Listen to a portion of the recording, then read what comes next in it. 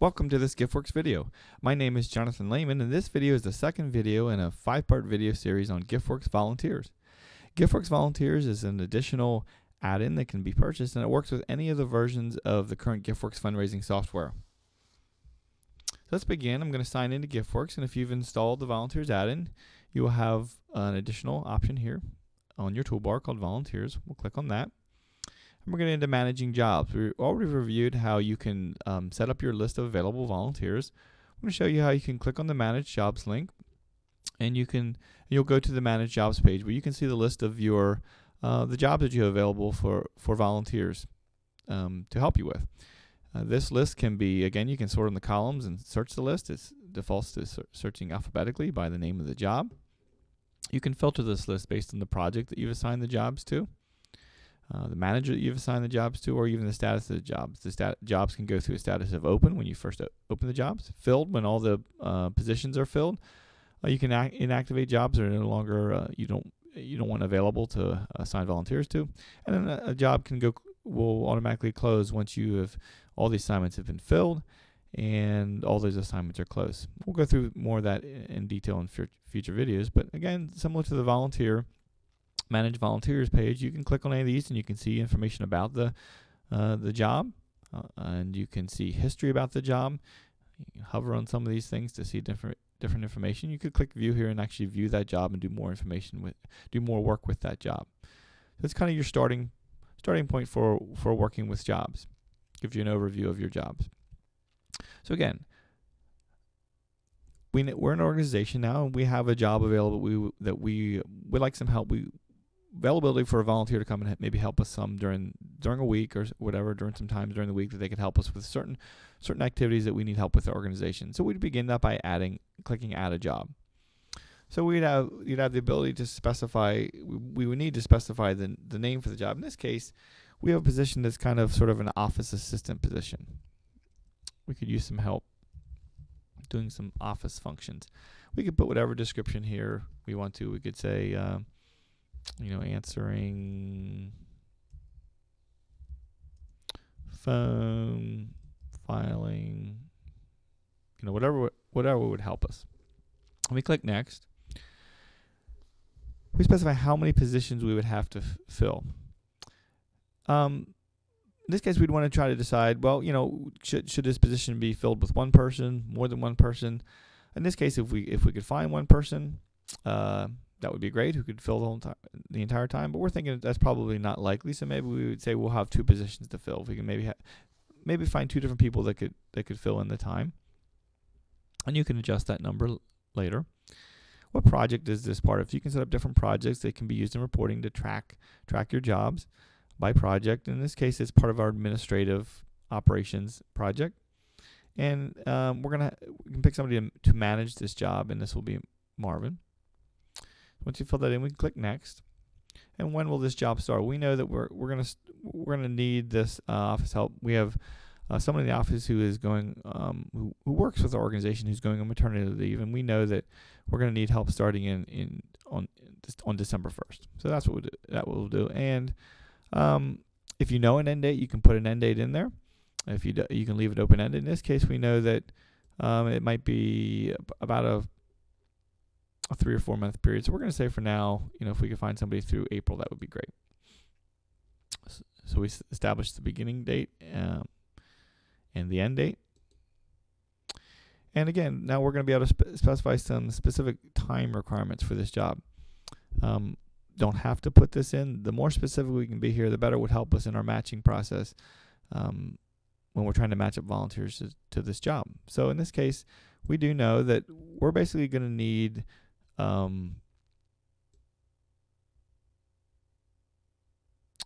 about 8 hours a day, and our offices are basically open 4 days a week, and they're open from like 9 to about 4 in the afternoon, and we're open Monday through Thursday.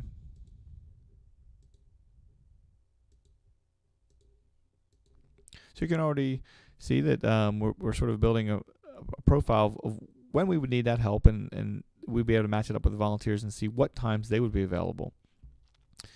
In many cases, well, you can just click finish here if you want. In many cases, you might want to click add more details, which I'm going to do in this case.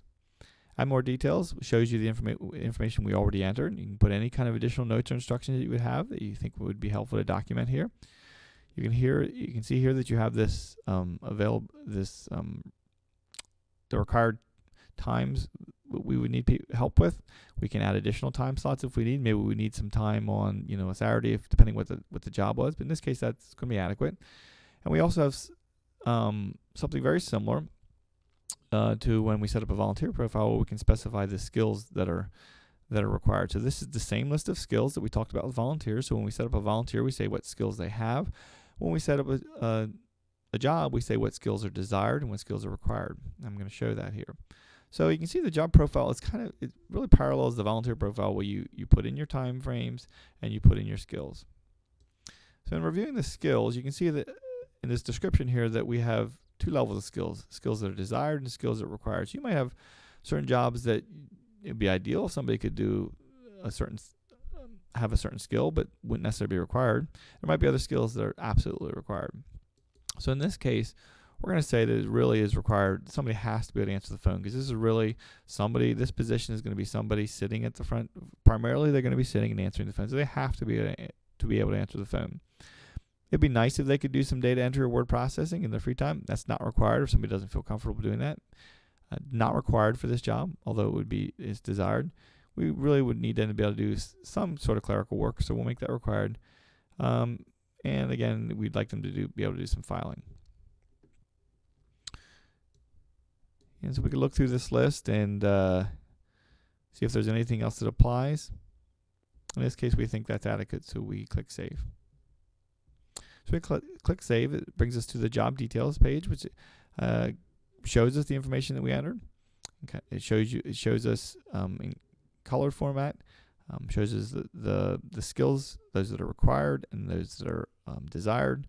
And we can see right now that nobody's been assigned to this job, and 0 of 2 assignments have been filled. So we set up a job, we have the requirements for the job, we have some volunteers out there, but this job right now has not been filled. I'm going to go over the settings area, similar to what I did with the volunteer when I was showing you how to manage volunteers in another video. We'll click Settings. We'll go click More here under Volunteers. And again, this is where you can set up the additional attributes that you can specify for a job. So here's when you can set up the projects that work for your organization. You can add or remove projects here. And you can same thing with the job managers. Again, job managers, very similar to volunteer managers, are based on existing donors. So you can add a manager from an existing donor. If that donor doesn't exist, of course, you can add that donor. So again, here's where you can manage, work with your list of job managers.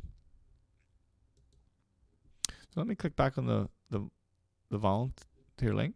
So now we set up our volunteers and we set up our jobs. In future videos, we're going to show you how you can assign a volunteer to a job. Before you can assign any volunteer to a job, though, a volunteer needs to go through a screening process. Your organization may have specific rules or specific procedures on how detailed that screening is. That's, of course, up to your organization. But GiftWorks Volunteers is at least going to require you to acknowledge that you've gone through some sort of screening process, that this person, maybe you need to do a background check or whatever it is for your organization, but you're going to need to acknowledge that. To do that, so you see right now in a previous video in this series, we added Jackie Lehman as a volunteer. We added a volunteer profile for her, but she's on screen. So if you click on Jackie, you can see her profile. One of the options you can do, you can click Screen Volunteer up here. You can click Screen Volunteer here. I could show you that we could actually do it back on this page. We could right click and Screen Volunteer. There's lots of different ways you can get to that. So if I click Screen Volunteer, let me go in here so I can actually see the results of that. So Screen Volunteer.